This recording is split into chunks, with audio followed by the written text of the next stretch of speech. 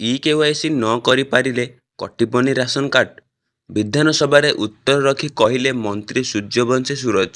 ତ ଖବରଟି ଜାଣିବା ପୂର୍ବରୁ ଆପଣ ଯଦି ଆମ ଚ୍ୟାନେଲକୁ ପ୍ରଥମ ଥର କରି ଆସିଛନ୍ତି ତାହେଲେ ଚ୍ୟାନେଲକୁ ସବସ୍କ୍ରାଇବ୍ କରି ବେଲ୍ ଆଇକନକୁ ଅନ୍ କରନ୍ତୁ, ଯାହାଦ୍ୱାରା ଯେତେବେଳେ ବି ଏହି ଲାଟେଷ୍ଟ ଖବର ଆପଣଙ୍କ ପାଖରେ ସର୍ବପ୍ରଥମେ ପହଞ୍ଚିବେ। ତା ସହ ଭିଡ଼ିଓକୁ ସେୟାର କରିବାକୁ ଜମାରୁ ବି ଭୁଲିବେ ନାହିଁ। ବିଧାନସଭାରେ ଉଠିଲା ରାସନ କାର୍ଡ ପ୍ରସଙ୍ଗ। ଅନ୍ୟ ରାଜ୍ୟରେ କାମ କରୁଥିବା ଦାଦନ ଶ୍ରମିକମାନେ କେମିତି ଇ-କେୱାଇସି କରିବେ ବୋଲି ମନ୍ତ୍ରୀଙ୍କୁ ପ୍ରଶ୍ନ କରିଛନ୍ତି। ବାସୁଦେବପୁର ବିଧାୟକ ଅଶୋକ ଦାସ ଆଉ ଖାଉଟି କଲ୍ୟାଣ ମନ୍ତ୍ରୀଙ୍କ ଅନୁପସ୍ଥିତିରେ ଏନେଇ ଉତ୍ତର ରଖିଛନ୍ତି। ମନ୍ତ୍ରୀଙ୍କ କହିବା ମୁତାବକ ବିଗତ ଦିନରେ ରାସନ କାର୍ଡ ବଣ୍ଟନ ବ୍ୟବସ୍ଥାରେ ସ୍ୱଚ୍ଛତା ନଥିଲେ, ତେଣୁ ଭୂତ କାର୍ଡ ମୂଷା କାର୍ଡ ବାହାରୁଥିଲା।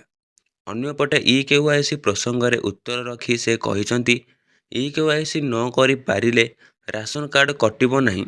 ଇ-କେୱାଇସି କରିବାର ନିର୍ଦ୍ଦିଷ୍ଟ କୌଣସି ସମୟସୀମା ନାହିଁ ବୋଲି ମନ୍ତ୍ରୀ କହିଛନ୍ତି। ଅନ୍ୟପଟେ କଂଗ୍ରେସ ବିଧାୟକା ସୋଫିଆ ଫିର୍ଦୋସଙ୍କ ପ୍ରଶ୍ନରେ ଉତ୍ତର ରଖି ମନ୍ତ୍ରୀ କହିଛନ୍ତି ଯେ ଇ-କେୱାଇସି ଏକ ସମ୍ବେଦନଶୀଳ ପ୍ରସଙ୍ଗ। ଏଥିପାଇଁ ସାଧାରଣ ଲୋକଙ୍କୁ ସରକାର ଅନୁରୋଧ କରିଛନ୍ତି। ରାସନ କାର୍ଡ ପାଇଁ ଆବେଦନ କରିଛନ୍ତି। ଇ-କେୱାଇସି ଯାଞ୍ଚ ପରେ ସେମାନେ ନୂଆ ରାସନ କାର୍ଡ ପାଇବେ। ଏନେଇ ଚିନ୍ତା କରାଯାଉଛି ବୋଲି କହିଛନ୍ତି ଉଚ୍ଚଶିକ୍ଷା ମନ୍ତ୍ରୀ ସୂର୍ଯ୍ୟବଂଶୀ ସୁରଜ।